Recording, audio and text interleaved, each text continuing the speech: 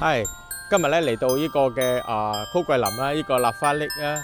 今年咧係疫情之後咧，上年係停咗呢個燈節啦。今年咧聖誕燈飾咧，亦都係可以俾大家嚟去參觀一下喎。咁呢個燈飾咧係免費嘅，圍住個湖，咁大家一齊可以跟我睇下究竟點樣靚法啦。Let's go！